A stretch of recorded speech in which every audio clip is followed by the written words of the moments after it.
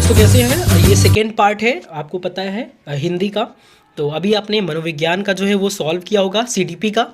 और इसके बाद हम लोग जो है यहाँ पे लेके आए हैं आपके लिए हिंदी का।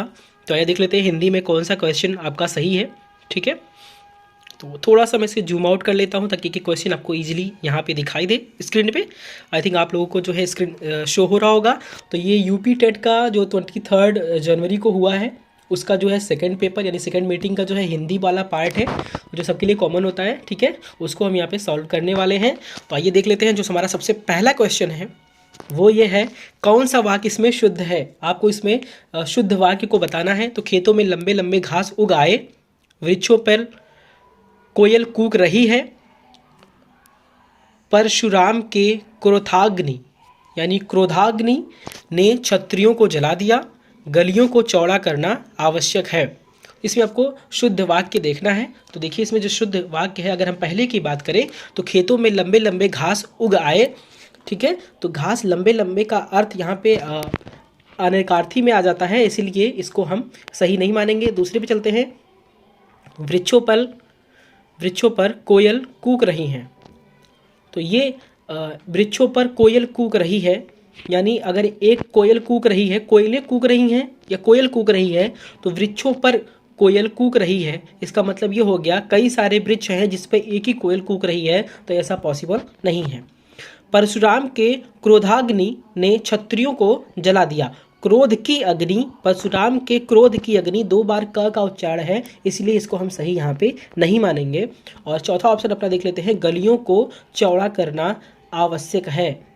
तो इसमें कोई त्रुटि हमें नहीं दिख रही है भाषा के हिसाब से, इसलिए जो हमारा 31 का जो राइट ऑप्शन हो जाएगा वो हो जाएगा गलियों को चौड़ा करना आवश्यक है। दूसरे प्रश्न की तरफ चलते हैं मित्रों। तो दूसरा जो प्रश्न है हमारा, विद्यार्थियों में कौन सी संधि है। विद्यार्थी में कौन सी संधि है, ये आपको बता दें कि ये जो मैं सॉल्व करवा रहा हूँ पेपर, ये डी है, जो सेट नंबर है वो डी है। तो डी का जो क्वेश्चन है वो सेम फैक्टर करेगा। बाकी अगर अदर जो है आप लोग अगर सीरीज पाए हो, सेट पाए हो, तो वो अलग शो करेगा। ठीक है, तो उस क्वेश्चन को आप मैचअप कर लीजिएगा। तो विद्यार्थी में कौन सी संधि है। तो विद्यार्थी में आपको बहुत ही अच्छा क्वेश्चन, बहुत इजी क्वेश्चन, आई थिंक आप लोगों को बताना नहीं पड़ेगा। विद्यार्थी में दीर्घ संधि होता है, जो सबसे पहला ऑप्शन है वो आपका सही हो जाएगा। कानन का पर्यायवाची है। तो कानन के पर्यायवाची में देखिए सबसे पहला जो ऑप्शन है वो पुष्प, दूसरा है इनमें से कोई नहीं, तीसरा है विहिप और चौथा है वन। तो कानन का जो पर्यायवाची होता है मित्रों वो होता है वन। तो इसमें जो है चौथा ऑप्शन आपका सही हो जाएगा, वन। जल्दी जल्दी क्वेश्चन को हम सॉल्व करते हैं। वाक्य विग्रह का अर्थ है। देखिए वाक्य विग्रह, आपको पता होगा कि वाक्य विग्रह क्या होता है। वाक्य विग्रह वो होता है जब हम किसी भी वाक्य को खंड में अलग कर लें और बाद में उनका हम सार्थक रूप से किसी से संबंध स्थापित करें, उसे हम वाक्य विग्रह कहते हैं। तो इसमें जो ऑप्शन हमें मिल जाता है, शब्दों को जोड़ना, संधि और समास बताना, वाक्य रचना करना, वाक्य खंडों को अलग करके उनका संबंध बताना। तो जी हाँ, बिल्कुल यही चौथा ऑप्शन आपका सही हो जाएगा। वाक्य खंडों को अलग अलग करके उनका संबंध बताना, ये आपका 34 का चौथा ऑप्शन आपका बिल्कुल सही हो जाएगा। 35 नंबर को देख लेते हैं। तो 35 नंबर में एक पंक्ति दी गई है और आपको इसमें अलंकार बताना था। तो देख लेते हैं। बिनु पग चले सुने बिनु काना, कर बिनु कर्म करे विधि नाना। इसमें कौन सा अलंकार प्रयोग किया गया है।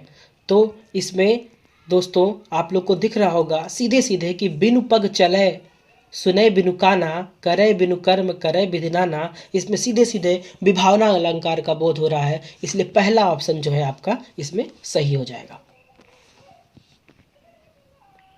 36 नंबर क्वेश्चन की तरफ चलते हैं। तो 36 नंबर क्वेश्चन में पंकज में कौन सा समास है। बहुत ही आई थिंक मुझे लग रहा है कि जितने लोग भी तैयारी कर रहे होंगे, बहुत सा आसान सा क्वेश्चन था। पंकज में कौन सा समास है आपको पता ही होगा, पंकज। तो इसमें जो समास है वो बहुब्री समास है। ठीक है, तो हमारा जो है 36 का दूसरा जो है ऑप्शन वो राइट हो जाएगा। 37 नंबर देखते हैं, बहुत ही अच्छा प्रश्न। अयोगवाह कहा जाता है। महाप्राण को, अल्पप्राण को, अनुस्वार यो विसर्ग को, संयुक्त व्यंजन को। तो अयोगवाह जितने भी अंग की बिंदी होती है या मात्रा होते हैं और जो अह की मात्रा होते हैं उन्हीं को कहा जाता है अयोगवाह। तो इसलिए अनुस्वार और विसर्ग इनको हम अयोगवाह कहेंगे। तो इसलिए हमारा 37 का जो है वो थर्ड ऑप्शन जो है मित्रों वो सही हो जाएगा। अब आइए देख लेते हैं आगे 38 नंबर पे देख लेते हैं। तो 38 नंबर में भी आपको एक पंक्ति मिली है और इसमें रस बताना है। कुछ लोग इसमें गलत करके चले आए, मेरे कई स्टूडेंटों ने ये चीज़ हमको बताया और जो उनका गलत हो गया क्योंकि वो थोड़ा सा कंसर्न की तरफ ज़्यादा चले गए, इसलिए उनका ये गलत हो गया। एक और अजगर ही लखई, एक और मिगराय, बिकल बटोही बीच ही, परियो मूर्छा खाए। एक तरफ क्या था, अजगर देख रहा है, एक और क्या है, मृग है, ठीक है। बिकल बटोही बीच ही, परयो मूर्छा खाए, और बीच में ही कोई है जिसको, मतलब न इधर कुआं पीछे खाई, जो कहावत आपने सुनी होगी। तो उसमें क्या है, उसमें करुण रस नहीं होगा मित्रों, उसमें रौद्र भी नहीं होगा, उसमें वीर भी नहीं होगा। इसमें कौन सा रस होगा, इसमें डर आ गया इसके अंदर, तो डर में हमेशा भयानक रस होता है। तो इसमें 38 का आपका चौथा ऑप्शन जो है वो सही हो जाएगा। ये भी देखिए बहुत ही अच्छा प्रश्न, से विभक्ति निम्न में से किस कारक के लिए प्रयुक्त होता है। तो आपको पता होगा कर्ता ने कर्म को करण से, तो से करण, तो बहुत ही अच्छा प्रश्न, करण से। 39वें का आपका दूसरा प्रश्न जो है, दूसरा ऑप्शन सही हो जाएगा। 40 का देख लेते हैं। उसने नहाकर भोजन किया, इस वाक्य में नहाकर निम्नांकित में से किस क्रिया का उदाहरण है। बहुत ही अच्छा प्रश्न था, थोड़ा सा समझना था, बहुत ज़्यादा उसमें कोई डिफरेंसेस नहीं करने थे, लेकिन शायद आप लोगों ने थोड़ी सी गलती कर दी। बहुत बच्चों ने सही भी किया, बहुत बच्चों ने गलत भी किया। क्वेश्चन को थोड़ा सा समझना था आपको कि उसने नहा कर भोजन किया, यानी सबसे पहले उसने कौन सा काम किया, उसके बाद कौन सा काम किया। तो नहाने के साथ साथ भोजन वो नहीं किया, क्योंकि नहा कर भोजन किया। तो नहाने के साथ साथ अगर भोजन करेगा तो वो संयुक्त क्रिया मानी जाएगी। अगर अलग अलग कोई काम करेगा तो वो द्विकर्मक क्रिया मानी जाएगी। अगर किसी से प्रेरणा लेके कोई काम करेगा तो प्रेरणार्थक क्रिया मानी जाएगी। और अगर एक काम को करने के बाद दूसरा कोई काम करेगा तो वो पूर्वकालिक क्रिया कही जाएगी। तो मित्रों इसमें जो है ऑप्शन आपका दूसरा सही हो जाएगा, पूर्वकालिक क्रिया, क्योंकि उसने पहले नहाया देन उसने भोजन किया। उसके बाद देखिए सूफी संतों की शैली है, आप लोग बहुत अच्छे से जानते होंगे, जो लोग भी थोड़ा सा पढ़ रहे होंगे हिंदी के। ऐसे ही जो ये प्रश्न है वो जीएस का प्रश्न है और इसको हिंदी में लाके रखा गया है। तो सूफ़ी संतों की जो शैली है वो पूछा गया है। तो गज़ल सूफ़ी संतों की नहीं होती है, तर्जुमा भी नहीं होती है, मरसिया भी नहीं होती। इसमें मसनवी जो शैली होती है वो सूफ़ी संत मसनवी में गाते हैं। और सूफ़ी संती को जैसे कैलाश खेर हमारे हैं गाते हैं, वो मसनवी गाते हैं। आपको पता होगा अगर आप लोग गाने वगैरह सुनते होंगे तो उसमें जो है इनका जो ऑप्शन है वो मसनवी सही हो जाएगा। 42वां नंबर जो क्वेश्चन है देखिए, गुड़िया भीतर गुड़िया के रचनाकार कौन हैं। बहुत बच्चों ने इसमें थोड़ी सी गलती कर दी। गुड़िया के अंदर गुड़िया और गुड़िया भीतर गुड़िया दोनों रचनाएं अलग अलग हैं। तो गुड़िया भीतर गुड़िया ये कृष्णा सोवती, उषा प्रेमवदा, मैत्री पुष्पा, प्रभा खेतान। तो कुछ बच्चों ने जो है प्रभा खेतान को लगाया है आंसर, और कुछ बच्चे बहुत कंफ्यूज थे इसमें। तो प्रभा खेतान तो कुछ हद तक सही था, लेकिन क्या है कि गुड़िया अंदर गुड़िया नहीं है, ये गुड़िया भीतर गुड़िया है। इसकी जो रचनाकार हैं वो मैत्री पुष्पा जी हैं। तो इसका जो है थर्ड ऑप्शन जो है वो आपका सही हो जाएगा। 100 अजान एक सुजान के रचनाकार का नाम क्या है। तो 100 अजान और एक सुजान के रचनाकार का नाम देखिए, इसमें ऑप्शन आपको मिलता है बद्री नारायण चौधरी, सरदारपुर सिंह, बालकृष्ण भट्ट, बाल मुकुंद गुप्त। तो इसमें जो राइट ऑप्शन आपका हो जाएगा वो हो जाएंगे बालकृष्ण भट्ट। इन्होंने 100 अजान एक सुजान की रचना की थी। 44वें क्वेश्चन की तरफ बढ़ते हैं दोस्तों। और अभी तक आप अगर आपने चैनल को सब्सक्राइब नहीं किया तो कर लें, क्योंकि ये एकदम सटीक उत्तर आपको यहाँ पे मिल रहा है। और इसके बाद फिर आपका इंग्लिश का अपलोड होने वाला है थोड़ी देर में। जैसे जैसे आप वीडियो देखेंगे, ख़त्म नहीं करेंगे, तैसे आपको इंग्लिश का जो है सवाल पूरा अच्छे से मिल जाएगा। और आप लोग आंसर की से मिलाइएगा भी, जब टेट की आंसर की आएगी आपको सेम कोई भी डिफरेंस इसमें देखने को नहीं मिलेगा, कोई भी पार्शियलिटी नहीं देखने की मिलेगी कि जल्दी से हमने वीडियो आया, जल्दी से पेपर हुआ, जल्दी से हमने वीडियो बना दिया और गलत गलत आपको बता दिया। ऐसा कुछ नहीं होने वाला है। आप लोग बिल्कुल बेफिक्र होकर अपने आंसर की को मिलाइए। और सभी लोग, हमारी शुभकामनाएं हैं, सभी लोग सीटेड टेट को क्वालिफाई करिए। और आपको एक न्यूज़ और बता दें कि सीटेट का जो है वो आंसर की का जो है नॉर्मलाइजेशन प्रोसेस होना है और वो आने वाला है। तो आज आप लोग 12 बजे के बाद उसको चेक कर लीजिएगा। गोस्वामी तुलसीदास का निधन वाराणसी के किस घाट पर हुआ? तो आप लोग पता ही होगा, वाराणसी अगर आप लोग गए होंगे, पूरा अच्छे से बना दिया गया है वाराणसी में। ठीक है, इसमें ऑप्शन हमें क्या मिल जाता है? दशाश्वमेव घाट, मणिकर्णिका घाट, 80 घाट, राम घाट। तो जो राइट ऑप्शन हो जाएगा वो है, तो राइट ऑप्शन जो हो जाएगा वो हो जाएगा 80 घाट। ठीक है दोस्तों, 45 की तरफ चलते हैं। भक्तमाल के रचनाकार कौन है? ये क्वेश्चन देखिए, ये तीसरी बार ये क्वेश्चन है जो कि आया है। 2017 का अगर आप लोग पेपर उठा के देखेंगे तो आपको कम से कम 12 क्वेश्चन पुराने इसमें देखने को मिल जाएंगे। अगर आपने 10 साल का पेपर सॉल्व किया होगा तो मुझे लगता है जिन बच्चों ने पुराने 10 साल के पेपर सॉल्व किए होंगे, मतलब 2013 से लेके और इधर के जितने भी पेपर हुए हैं, अगर उन्होंने ओल्ड पेपर ही सॉल्व करके गए होंगे तो इस बार का उनका टेट बहुत अच्छे से क्लियर हो जाएगा। जितने भी क्वेश्चन मैचअप कर रहे हैं, कुछ क्वेश्चन सेम ही आ गए हैं। तो भक्तमाल के रचनाकार कौन है? जो ऑप्शन हमें मिल जाता है, नाभा दास, सुंदर दास, केशव दास, विष्णु दास। तो केशव दास जी नहीं हैं बल्कि नाभा दास जी हैं। तो इसमें आपका पहला राइट क्वेश्चन हो जाएगा। सुई का तत्सम रूप क्या है? तो इसमें बड़ी कन्फ्यूजन हुई थी बच्चों को। बच्चे तो जान रहे थे कि सूची होती है, लेकिन यहाँ मात्रा में थोड़ी सी गलती हो गई, क्योंकि कन्फ्यूज करने के लिए इसने दिया है, पहला ऑप्शन दिया है सुज्जा, दूसरा सूची, तीसरा सूची और चौथा सलाई। तो सुई का तत्सम रूप, यानी संस्कृत में हम सुई को क्या कहते हैं? तो उसको हम सूची कहते हैं, सूची नहीं कहते हैं। तो इसमें जो दूसरा ऑप्शन है वो आपका सही हो जाएगा। इसमें बड़ी की मात्रा लगेगी, ना कि छोटी की। तो आपको ये बिल्कुल ध्यान से देखना था। 47 नंबर क्वेश्चन देख लीजिए क्या आता है। 47 नंबर जो क्वेश्चन है उसमें कहता है परिसीमन का विलोम है। तो परिसीमन का विलोम पूछ रहा है। तो ससीम, ससीमन, निर्सीमन, असीमन। तो परिसीमन का जो विलोम होता है वो निर्सीमन होता है। तो 47 का थर्ड ऑप्शन आपका राइट हो जाएगा। दूसरा शब्द का पर्याय क्या है? तो अश्व है, अजा है, मेघ है कि गर्दभ है। तो धूसर शब्द का जो पर्याय है यानी पर्यायवाची है वो गर्दभ हो जाएगा। आपका जो है 48 का चौथा ऑप्शन आपका सही हो जाएगा। भूतों अर्थात जीवों द्वारा, भूतों अर्थात जीवों द्वारा होने वाला दुख, बहुत ही थोड़ा सा बझाने वाला क्वेश्चन दे दिया है। भूतों अर्थात जीवों कर दिया, ठीक है। होने वाला दुख वाक्य के लिए एक शब्द बताइए। तो बहुत से बच्चे इसमें आदि भौतिक, आदि भौतिक, आदि दैविक लगा के आए हैं, जी बिल्कुल ही गलत है दोस्तों।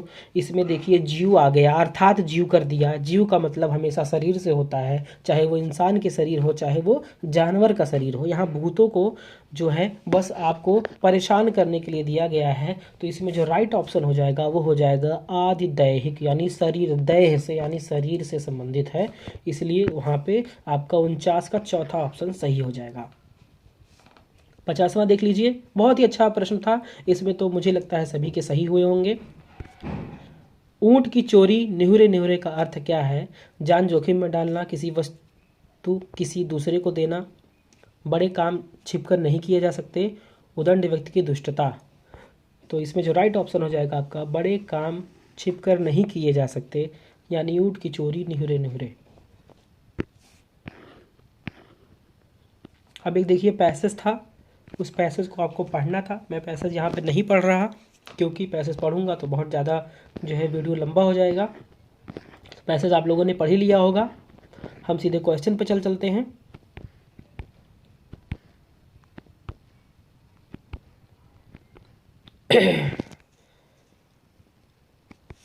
देखिए, धर्म पालन करने में बाधा डालने वाली प्रवृत्तियां कौन सी हैं? तो इसमें जो आप, अगर आप लोग पैसेज पूरा अच्छे से पढ़ेंगे, सीधे सीधे उसमें चंचल मन की बात है, सीधे हम उठा के यही ऑप्शन जो है वो लगा देंगे। तो जानकारी की कमी नहीं होगी, धर्म का ज्ञान न होना होगा, आलस की अधिकता भी नहीं होगी, बल्कि कमजोर मन, उद्देश्य निश्चित न होना, चंचल मनोवृत्ति का होना, पहला ऑप्शन जो है आपका वो बिल्कुल राइट हो जाएगा। चलते हैं 52 नंबर क्वेश्चन पे। तो 52 नंबर क्वेश्चन देखिए हमें इस तरह से मिल जाता है कि संसार के बड़े बड़े लोगों ने सबसे श्रेष्ठ किसको माना है? अगर आप ये पैसेज ना पढ़ें, वैसे ही अगर आप सोचें तो वैसे आप कह देंगे कि अपने कर्तव्य को, तो सभी लोगों ने अपने कर्तव्य को ही श्रेष्ठ माना है। उत्तम चरित्र को, सदाचार को भी माना गया है, परोपकार को भी माना गया है, अपने कर्तव्य को भी माना गया है, लेकिन इस पैसेज के अकॉर्डिंग आपको अपने कर्तव्य को ही सही होगा। तो 52 का जो है वो दूसरा ऑप्शन बिल्कुल आपका पूरी तरह से सही हो जाएगा।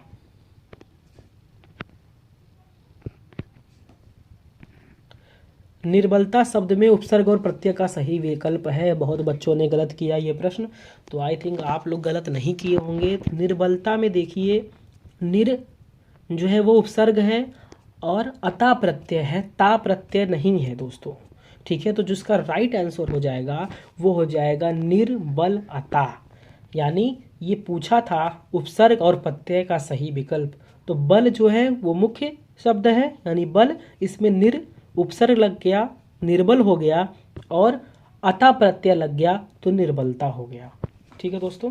तो 53 का जो है दूसरा ऑप्शन है आपका बिल्कुल सही हो जाएगा।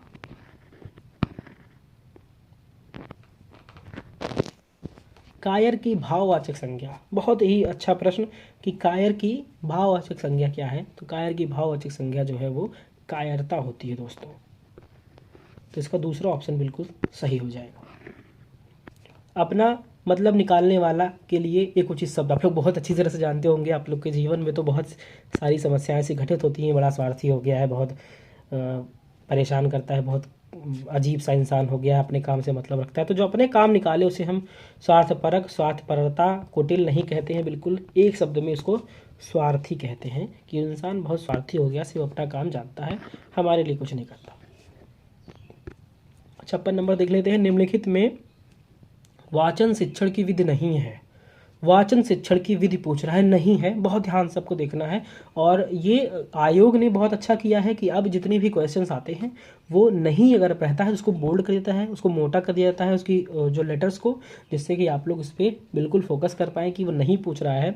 तो ध्वनि सामविधि ये वाचन शिक्षण की विधि है, समेवत पाठविधि ये भी वाचन शिक्षण की विधि है, अनुध्वनि विधि ये भी वाचन शिक्षण की विधि है, लेकिन व्याख्या विधि ये वाचन शिक्षण की विधि नहीं है, बल्कि ये लेखन शिक्षण की विधि है। तो इसमें जो है नहीं पूछा है, इसलिए व्याख्या विधि इसमें सही हो जाएगा। निम्नलिखित में अभिवृत्त्यात्मक उद्देश्य है।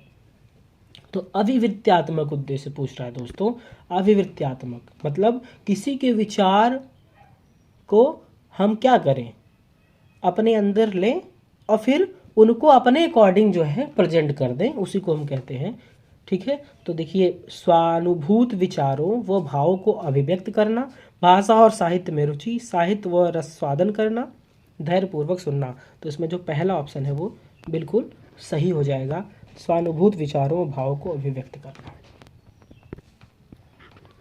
58 नंबर पर देख लेते हैं। बहुत ही अच्छा प्रश्न, और आई थिंक ये प्रश्न आप लोग का थोड़ा सा कन्फ्यूजन रहा होगा। हिंदी साहित्य के इतिहास में के संबंध में, हिंदी साहित्य के इतिहास के संबंध में modern vernacular literature of Hindustan किसने लिखा है?